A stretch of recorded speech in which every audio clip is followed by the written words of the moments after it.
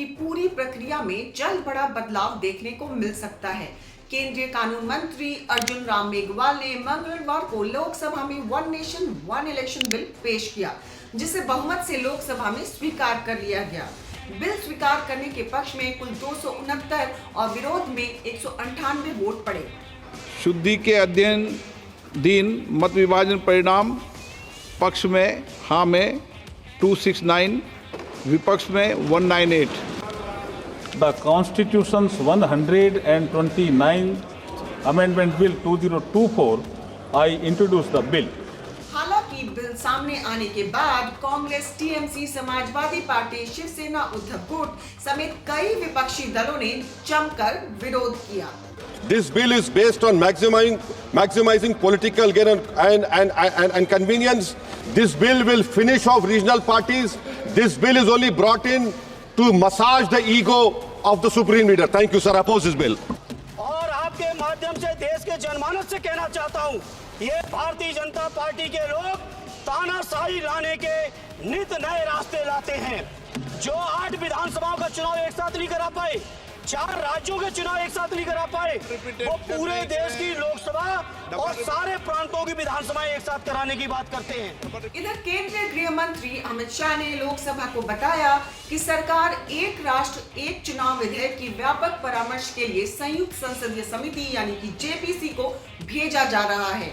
उन्होंने कहा कि इसका सुझाव खुद प्रधानमंत्री नरेंद्र मोदी ने दिया। संवैधानिक संशोधन जब कैबिनेट में चर्चा में आया, तब प्रधानमंत्री जी ने स्वयं मंशा व्यक्त करी थी कि इसको जेपीसी को देना चाहिए।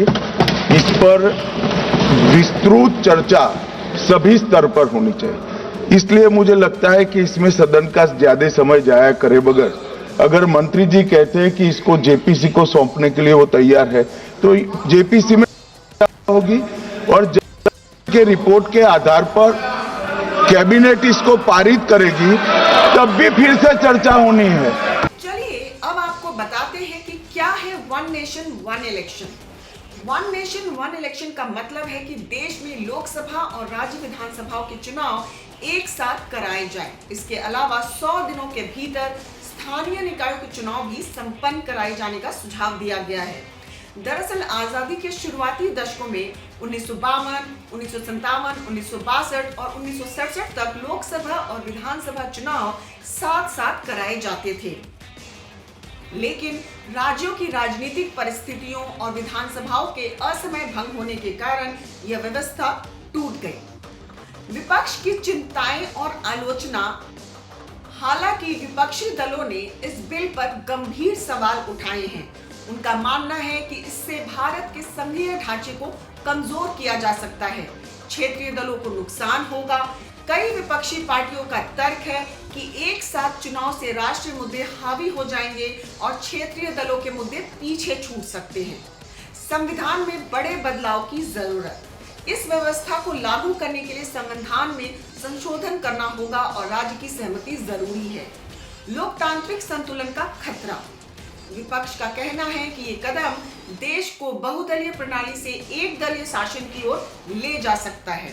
चलिए जानते हैं कि इसे लागू करने में क्या चुनौतियां आएंगी। संविधान संशोधन। वन नेशन वन इलेक्शन के लिए संविधान में कई अनुच्छेदों में बदलाव की आवश्यकता है। विधानसभाओं का कार्यकाल। जिन विधानसभाओं का कार्यकाल बाकी है उन्हें भंग करना होगा।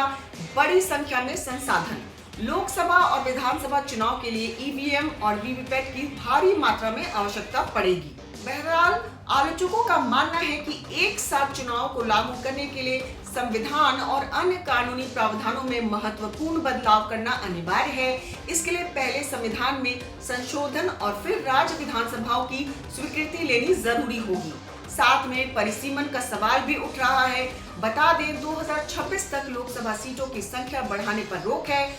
2027 की जनगणना के बाद सीटों का पुनर्निर्धारण हो सकता है, जिससे लोकसभा की सीटें 543 से बढ़कर 750 हो सकती हैं।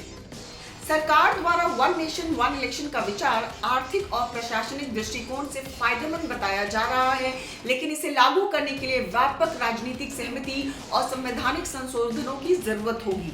अब ये देखना दिलचस्प होगा कि सरकार और विपक्ष के बीच इस मुद्दे पर सहमति कैसे बनती है। फिलहाल सियासी घमासान जारी है और यह मुद्दा देश की राजनीति में सबसे बड़ी बहस का केंद्र बना हुआ है। अगर आपको हमारी ये रिपोर्ट पसंद आई हो तो बने रहिए हमारे साथ, क्योंकि खबर के हर चौराहे पर पोस्टमैन आपको मिलेगा सत्य के संदेश के साथ। जय हिंद, जय भारत।